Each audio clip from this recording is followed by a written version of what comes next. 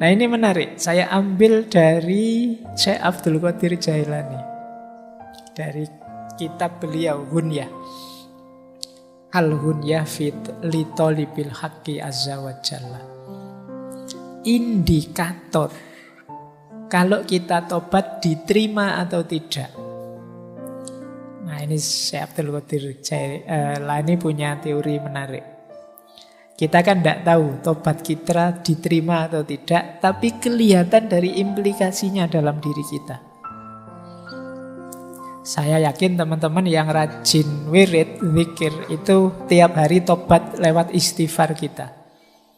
Tapi coba dicek, kalau pakai teorinya Syekh Abdul Qadir Jailani ini, indikator istighfarmu, tobatmu diterima apa? Yang pertama, lisan kita terkendali dari yang tidak manfaat, ghibah, mencela, dusta. Zamannya beliau mungkin belum ada medsos, jadi tak tambahi lisan dan jempol kita terkendali. Jadi kita sangat hati-hati kalau ingin bicara atau kalau ingin posting sesuatu yang bersinggungan dengan orang lain. Kita ngomong yang manfaat-manfaat atau yang ghibah-ghibah atau yang mencela atau yang dusta. Kalau masih bertaburan ketidakmanfaatan, ghibah, mencela, dusta, tobat kita sebenarnya belum tuntas. Lah itu kan sudah dosa lagi itu namanya. Berarti tobat kita belum sukses. Ya seperti tadi kita itu sering memberikan pembenaran-pembenaran terhadap dosa kita. Ghibah kita beri nama lain, ini kan demi kebenaran Pak. Karena ghibah itu memang sesuatu yang benar, tapi sesuatu yang benar yang tidak disukai oleh orang yang bersangkutan. Nah, terus kita sebarkan kemana-mana. Ini namanya ghibah. Ini penghalang kita dari Allah. Jadi kalau masih banyak ininya, yang tidak manfaat, yang hibah, yang mencela orang, merendahkan orang, menjatuhkan nama baik orang, mencaci maki orang, mendustai orang, tobat kita masih belum tuntas, masih belum diterima. Lupa tapi yang sana maki-maki dulu Pak. Iya, yang sana tobatnya tidak diterima, kalau kamu balas maki-maki, kamu juga berarti. Kita sering tidak sadar ini. Yang kedua, tobat yang sukses itu melenyapkan rasa dengki dan permusuhan terhadap apapun, terhadap siapapun. Orang yang bertobat itu batinnya bersih. Cirinya batin yang bersih itu di situ tidak ada akhlak yang madhmumah, tercela. Kebencian, kedengkian, dan permusuhan itu bagian dari akhlak yang madhmumah. Jadi, kalau masih ada benci atau dengki pada siapapun, saya dendam sekali sama mantan saya, Pak. Sudah habis banyak, malah ditinggal. Capek-capek tak bikinin skripsi ya. Saya belum lulus, dia lulus duluan. Malah aku ditinggal. Terus mau inget-inget. Itu bagian dari kebencian. Mungkin kamu pengen balas dendam, kedengkian, permusuhanmu. Jadi benci itu kan tipis sebenarnya dengan cinta. Sibuknya sama, kayak orang mencintai. Cuma kalau dengki, benci, kamu sibuk menjatuhkan, sibuk mencari kejelekannya. Kalau cinta kamu sibuk mencari yang membahagiakan dia. Repotnya sama. Benci kadang-kadang lebih repot. Makanya kata Imam Ghazali, di antara jalan muhasabah, kalau kita kesulitan muhasabah yang baik seperti apa, wong kita tidak punya kemampuan berpikir sendiri, ambillah pelajaran dari musuh saja. Orang yang benci kita, orang yang dengki kita. Karena biasanya orang yang benci kita itu sibuk mencari kesalahan kita. Alhamdulillah loh, kita dicarikan salah kita di mana. Kita mencari sendiri tidak bisa. Jadi bahagialah kalian yang hatersnya banyak. Jadi kalau kamu punya banyak haters kan itu tiap hari kan kamu diserang terus. Kamu salah ini, kamu salah itu. Alhamdulillah tidak capek-capek muhasabah sekarang tahu salah-salahku di mana, kelemahanku di mana. Oke, jadi manfaatkan itu ya. Kamu kadang-kadang stres sendiri gara-gara haters. Yo lumayan kamu dapat, tidak usah bayari orang untuk bantu kamu. Dia sudah mencarikanmu salahmu di mana, kurangmu di mana. Yang ketiga, ini menarik kata beliau, Syekh Abdul Qadir Jailani, cirinya orang yang tobatnya diterima, itu hatinya kuat dan siap meninggalkan kawan yang memberi pengaruh buruk. Ini kalau diterjemahkan pakai bahasanya anak-anak hari ini, bisa menjauh dari toxic people. Jadi kalau ada teman kok toksik ditinggal saja. Nah, ketika kita tidak bisa meninggalkan teman-teman yang toksik, yang memberi pengaruh buruk ini, ya berarti memang tobat kita tidak akan tuntas. Ya kita kena pengaruh buruk terus, ya kita rusak terus. Jadi hindarilah orang-orang tipe ini. Meskipun terlanjur, Pak teman dekat ya Pak teman. Ya teman ya tetap teman, kan tidak harus tiap hari nyampur. Tidak harus deket tiap hari. Jadi belajarlah LDR-an. Meskipun hanya dengan teman.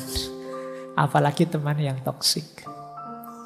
Jadi yang merusak saja, yang menyulitkanmu saja. Karena ya kalau temanmu sangat berpengaruh padamu, sementara pengaruhnya negatif, ya sulit kamu menuntaskan aktivitas tobatmu. Yang keempat, indikator tobatmu diterima itu rasanya kamu belum siap mati terus. Maksudnya apa? Kamu merasa kurang terus. Wah, ini masih belum imbang, amalku masih belum banyak, dosaku masih lebih besar. Jadi mati rasanya kok belum siap terus. Bukan belum siap mati karena saya belum kawin ya Pak. Saya belum, bukan itu. Belum siap matinya karena merasa amalku belum cukup. Kebaikanku masih kalah banyak dengan keburukanku, dengan dosaku. Nah ini berarti kalau kita masih merasa begitu, indikator bahwa tobat kita sudah mulai beres. Sudah mulai sungguh-sungguh. Belum siap mati, menyesal terus, ingin mohon ampun terus. Nah, jadi ini 4 indikator diterimanya taubat. Menurut Syekh Abdul Qadir Jailani dalam kitab Hunya. Nah ini coba dicek ya, nanti introspeksi dalam diri kita. Apa dalam diri kita masih ada output yang sifatnya tidak manfaat, merusak, menyakiti orang, dusta pada orang. Kemudian masih ada tidak dalam diri kita rasa dengki, rasa permusuhan, rasa dendam pada siapapun. Kemudian circle kita masih circle yang positif enggak? Atau jangan-jangan isinya orang toksik semua? Atau jangan-jangan kita lah si toksik itu? Lebih parah lagi. Jadi kalau besok kok tiba-tiba temanmu menghindar semua, jangan-jangan yang toksik itu aku. Tobatmu harus lebih serius berarti. Nah yang keempat, ayo coba dikalkulasi, kamu siap enggak kalau saat ini juga kamu dipanggil oleh Allah? Apa dosamu sudah bersih? Apa amalmu sudah imbang untuk mengimbangi dosa dan maksiatmu? Baik, kita lanjutkan. Nah, ini dari Imam Ghazali sebenarnya. Saya terjemahkan pakai bahasa yang lebih populer. Jangan menunda-nunda tobat. Bahaya. Bahaya yang pertama apa? Hatimu nanti keras. Kerasnya hati itu maksudnya ya dosa tapi tidak ada rasanya. Tidak ada rasanya itu maksudnya ya santai saja kamu. Hatimu keras. Menyakiti orang tapi kamu malah gembira. Rasain dia. Dia mesti sakit itu hatinya kalau saya ngomong ini tadi. Itu kalau kamu seperti itu hatimu keras sudah. Mas mbok yo tobat. Nanti dulu Pak, nunggu dia hancur dulu baru saya tobat. Ya kalau hatimu terlanjur keras, menjinakkannya susah, melembutkannya kembali susah. Jadi kamu ingin dia hancur, tapi kalau kamu menunda-nunda keburukanmu, tobatmu, yang hancur mungkin dirimu sendiri. Jadi jangan salah. Tapi biasanya orang yang sudah terlanjur benci dan dengki itu kadang-kadang sampai pada level saya hancur, tidak apa-apa asal dia lebih hancur. Nah, ini hati yang sudah keras, pada akhirnya dia hatinya mati sudah. Kalau hati sudah mati, sudah tidak bisa lembut lagi. Tidak bisa kembali lagi. Maka hati-hati. Kalau teman-teman tiba-tiba ada niatan untuk tobat, segera dijalankan. Itu bagian dari cahaya yang masih diberikan oleh Allah.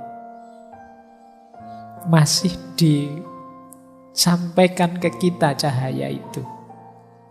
Meskipun kita sering menyangkal, kita sering menunda-nunda, mengeksekusinya nanti saja.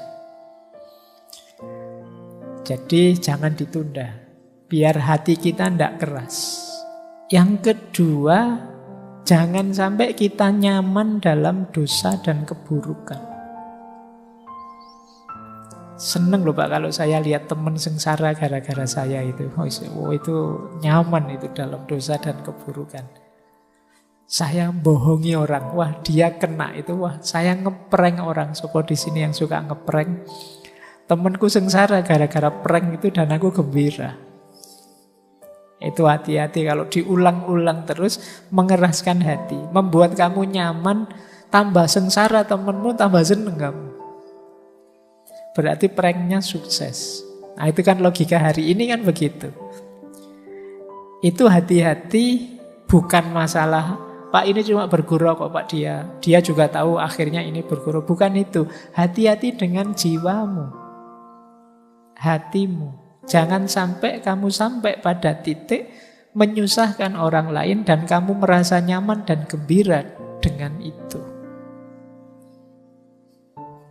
Kamu anggap dia yang sengsara, yang kamu prank, jangan-jangan nanti finalnya justru kamu sendiri yang defisit banyak. Dengan kerasnya hatimu, nyamannya jiwamu dalam keburukan. Jadi kalian harus ngerti nanti ya sampai di titik mana batas jiwamu bisa menolerir itu. Karena kalau tidak, kamu sendiri yang rusak. Sampai nanti yang ketiga itu istilahnya apa? Lenyap dalam dirimu sense of guilty, rasa bersalah. Orang itu kalau sudah lenyap rasa bersalahnya, selesai dia jadi manusia. Manusia di antara sisi kemanusiaannya adalah tidak masalah orang itu bisa salah, tapi jangan sampai dia kehilangan rasa bersalah. Kalau sense of guilty-nya hilang, kamu bisa jadi psikopat.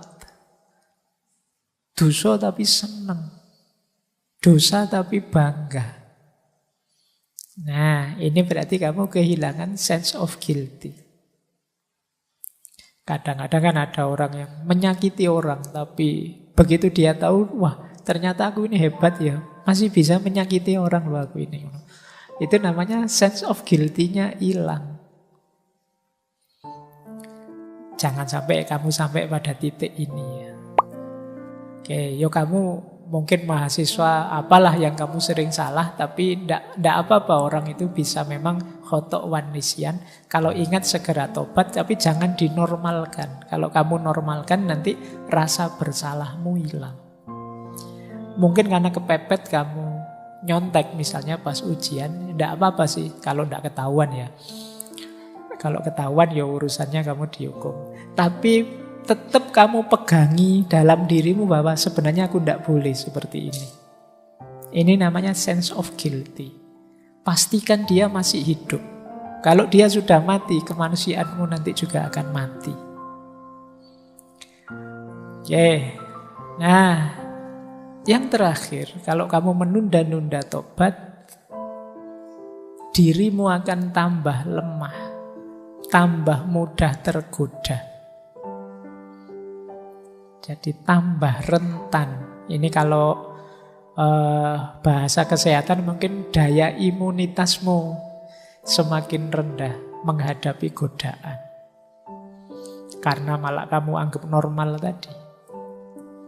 Jadi ya kayak pandemi ini loh, virus corona itu ya ada jalan keluar cepat sebenarnya.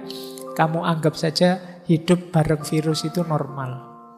Selesai sudah pandeminya. Nah, dosa juga begitu. Kalau kamu nganggap, dosa-dosa tidak apa-apa lah Pak, ya sudah selesai. Kamu jadi orang yang hatinya mati tadi. Kehilangan sense of guilty, yang nyaman dalam dosa dan keburukan. Daya tahan spiritualmu lemah. Ini bahaya untuk sisi dimensi kemanusiaan kita.